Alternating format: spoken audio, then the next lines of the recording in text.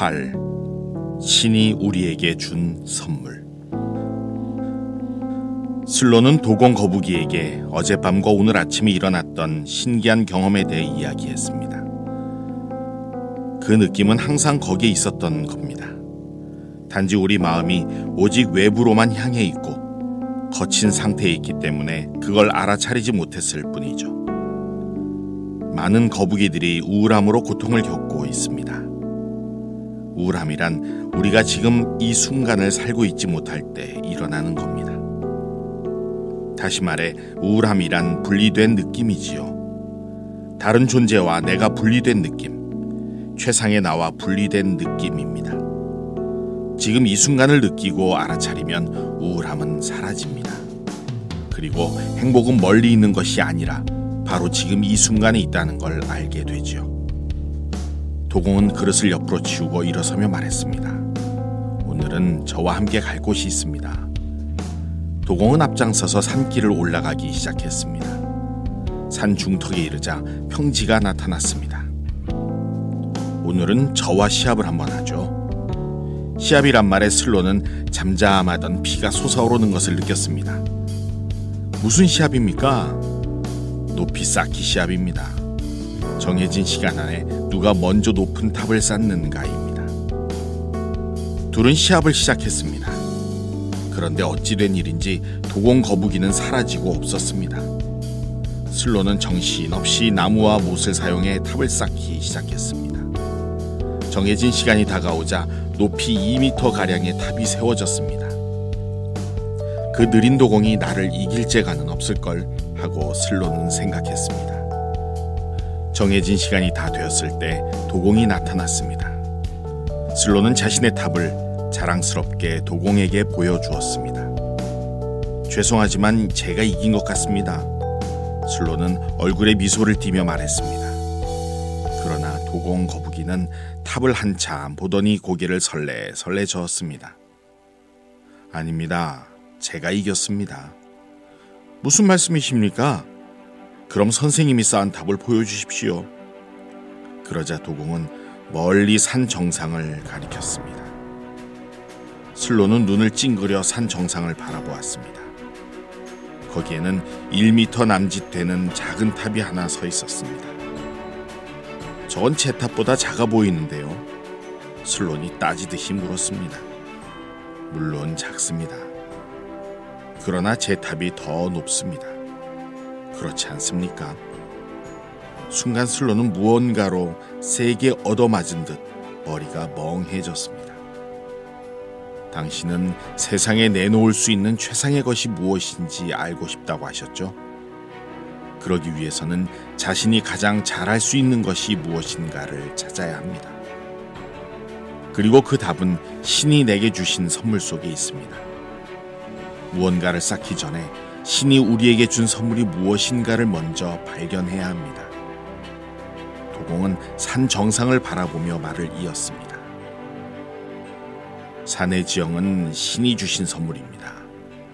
그러나 당신은 당장 눈앞에서 무언가를 쌓아 올리려는 성급한 마음 때문에 그걸 바라보지 못한 것이죠.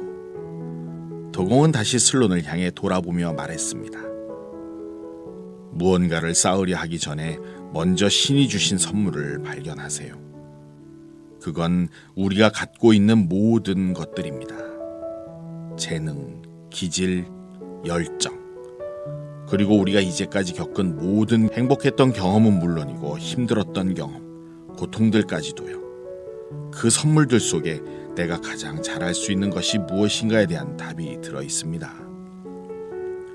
순간 슬론의 머릿속에 과거의 한 장면이 떠올랐습니다.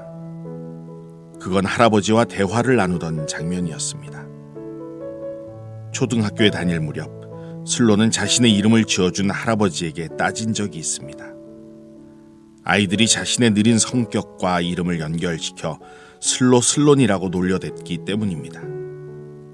할아버지, 왜 제 이름을 슬론이라고 지으셨나요? 그것 때문에 아이들이 슬론이라고 놀려요. 그러자 할아버지는 슬론을 바라보며 말했습니다. 마음이 많이 아팠나 보구나. 하지만 슬론아, 나는 너의 영혼에 가장 잘 어울리는 이름을 지어주었다. 너는 느리지만 매우 신중하고 따뜻한 마음을 지닌 영혼이란다. 할아버지는 잠시 말을 멈추었다가 슬론의 눈을 바라보며 다시 이야기했습니다. 신은 우리 모두에게 독특한 선물을 주신단다. 우리는 그것을 잘 활용해서 세상에 좋은 일들을 해야 한단다. 그게 바로 신이 주신 선물의 의미지. 슬론은 할아버지에게 물어보았습니다. 그래도 저의 느린 성격은 아무 쓸모없는 것 같아요. 할아버지는 잠시 하늘을 보더니 말했습니다. 슬론, 넌 항상 최선을 다하지. 그렇지 않니? 네. 내가 최선을 다했는데도 해결되지 않는 것이 있다면 그것은 하나의 신비라고 생각해 보렴. 신이 나에게 주신 신비로운 선물이라고 말이야. 그러면 답을 찾을 수 있을 거다. 슬론은 과거의 회상에서 돌아와 도공에게 말했습니다. 예전에 제가 아주 어렸을 때 할아버지께서 그와 비슷한 말씀을 해주신 적이 있어요. 그러자 도공은 전혀 놀랍지 않다는 표정으로 미소를 지었습니다. 그리고는 몸을 휙 돌리더니 산 밑으로 내려갔습니다. 슬론은 도공의 뒷모습이 어쩐지 자신의 할아버지와 닮았다는 생각을 했습니다. 슬론은 숙소로 돌아와 생각에 잠겼습니다. 신이 내게 주신 선물은 무엇인가? 내가 가장 잘할 수 있는 것은 무엇인가? 내 삶의 과정들을 하나의 신비로 보면 그곳에 어떤 의미가 있을까? 슬론은 자신이 이제까지 단점이라고 생각해왔던 것들을 새롭게 보았습니다.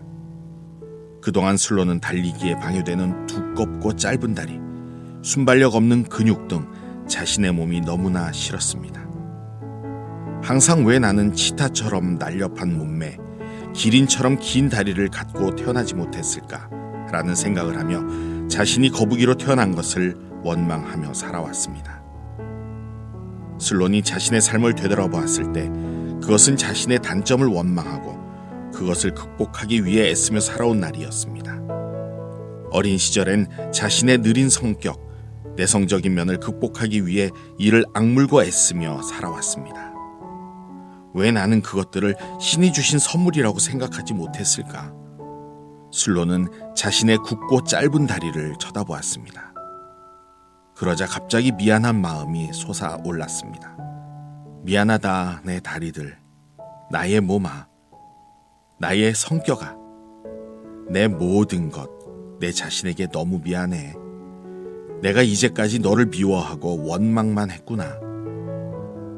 슬론은 자신을 쓰다듬으며 미안하다라는 말을 연거푸 했습니다. 눈에선 눈물이 계속해서 흘러내렸습니다. 슬론은 자신이 가진 장점뿐만 아니라 이제까지 단점이라고 생각했던 모든 것들을 신이 주신 선물이라 생각하고 다시 바라보았습니다. 그리고 자신이 겪었던 모든 경험들, 행복했던 순간, 고통의 순간도 선물이라 생각하고 바라보았습니다.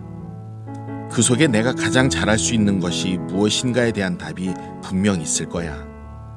과연 신은 나에게 무엇을 하도록 하기 위해서 이런 선물들을 주신 것일까? 선물. 세상에 내놓을 수 있는 최상의 것이 무엇인지 알고 싶은가? 그러기 위해서는 내가 가장 잘할 수 있는 것이 무엇인가에 대한 답을 찾아야 한다. 그리고 그 답은 신이 준 선물 속에 있다.